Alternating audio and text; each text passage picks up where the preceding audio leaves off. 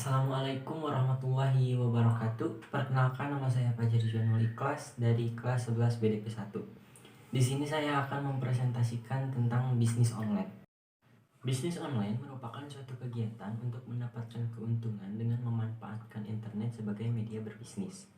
Maksudnya adalah melakukan sebuah usaha pembelian serta penjualan dengan menggunakan fasilitas koneksi internet, serta memanfaatkan fasilitas-fasilitas dan media-media di dalam internet itu sendiri, sehingga kita dapat dengan mudah melakukan sebuah transaksi jual beli tanpa harus bertatap muka antara produsen dan konsumen. Ketika melakukan bisnis online, banyak peluang yang bisa kita terapkan. Bentuk peluang online diantaranya yaitu sebagai berikut. 1. Toko online. Toko online adalah sebuah toko yang menjual barang-barang yang direalisasikan dalam tampilan sebuah website, seperti Tokopedia, Lazada, Shopee, dan lain sebagainya. Yang kedua, pemasaran melalui sosial media.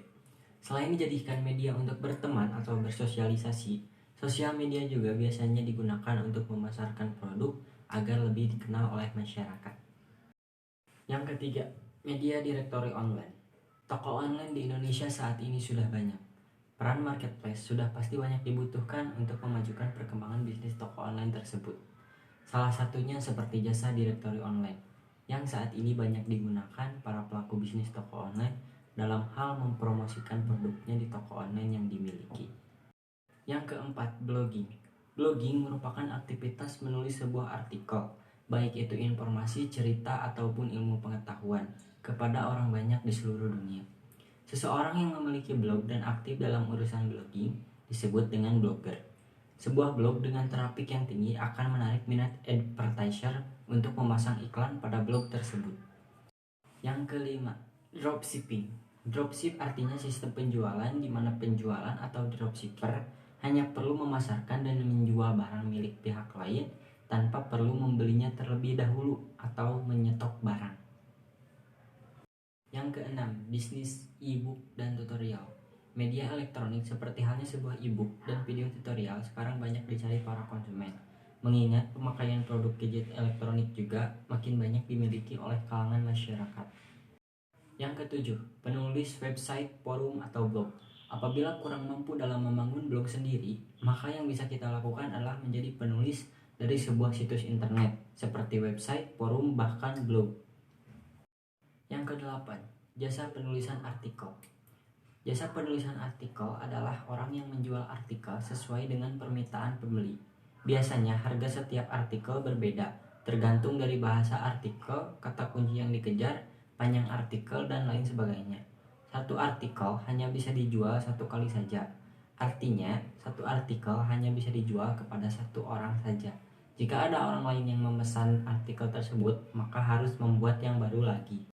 Yang kesembilan, jasa web design atau blog template.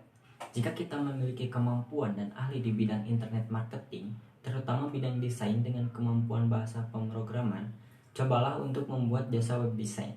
Kita bisa membuat suatu desain template untuk toko online, blog berplatform Blogspot dan WordPress. Kita bisa menjualnya secara online. Apabila template yang kita buat cukup bagus, maka akan sangat laris di pasaran. Yang ke-10, jasa SEO. SEO atau Search Engine Optimization merupakan sebuah teknik untuk mengoptimalkan sebuah website pada mesin pencari. Posisi website pada mesin pencari mempengaruhi traffic dan pendapatan dari website itu sendiri. Yang ke-11, PPD, PTC, PPC, PTR, dan lain sebagainya. Saat ini, bisnis online memang cukup banyak. Salah satu contoh bisnis online yang mudah dijalankan dan cocok untuk pemula ialah bisnis seperti PPD atau Pay per Download, di mana kita akan dibayar setiap download sebuah aplikasi. Bisnis ini mudah kita temukan di smartphone seperti Android. Yang terakhir, produk review. Banyaknya produk yang dijual oleh toko online membuat jasa penulisan review dibutuhkan. Dengan menuliskan review pada produk tersebut, kita dapat mendapatkan uang. Review yang diberikan harus meyakinkan dengan bahasa tulisan yang baku, dan kita harus pintar dalam menuliskan kelebihan dari produk tersebut. Dalam bisnis online tentunya memiliki beberapa kelebihan, seperti tidak terbatas ruang dan waktu, tidak terikat lembaga, modal yang terjangkau, transaksi yang cepat dan mudah, banyaknya peluang bisnis, dan segala hal dapat menjadi uang. Melakukan bisnis secara online terbilang mudah dan praktis. Namun di sisi lain, bisnis online juga memiliki kekurangan, seperti banyak penipuan online, jarang tersentuh hukum, penyebaran internet yang belum merata, dan keuntungan yang tidak instan. Banyak bisnis online yang terbilang cukup mudah untuk dijalankan, namun tidak semua orang mampu untuk bertahan di era bisnis toko online yang ketat ini. Persaingan yang ada di dunia maya membuat mereka para pelaku bisnis online harus selalu menyiapkan mentalnya untuk menjadi pembisnis online yang sukses. Dan menjadi wajib bagi pebisnis online agar memiliki karakteristik-karakteristik yang akan mendukung jalannya bisnis ke depan. Karakteristik yang harus dimiliki oleh pebisnis online yaitu visioner, mengetahui cara untuk mendatangkan pelanggan, memiliki passion yang kuat, melihat dengan sudut pandang yang berbeda, dan harus fokus hanya pada satu usaha saja. Metode pembayaran secara online dapat menggunakan kartu kredit, PayPal, kartu kredit online, transfer bank, cek, dan Western Union.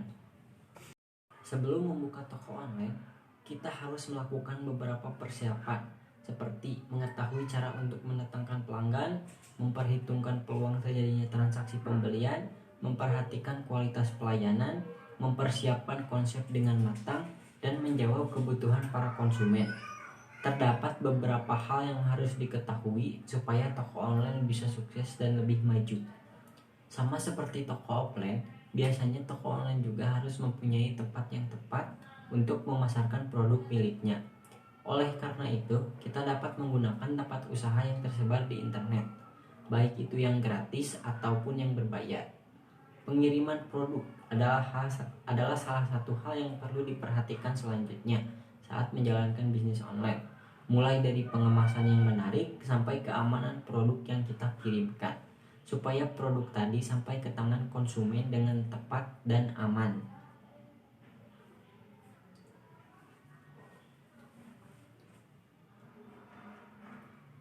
Jangan sesekali membuat konsumen merasa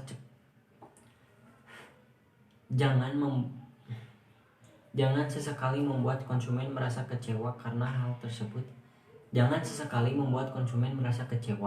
Karena hal tersebut akan menghilangkan kepercayaan mereka dan membuat konsumen tersebut beralih ke toko lain. Sekian, terima kasih. Wassalamualaikum warahmatullahi wabarakatuh.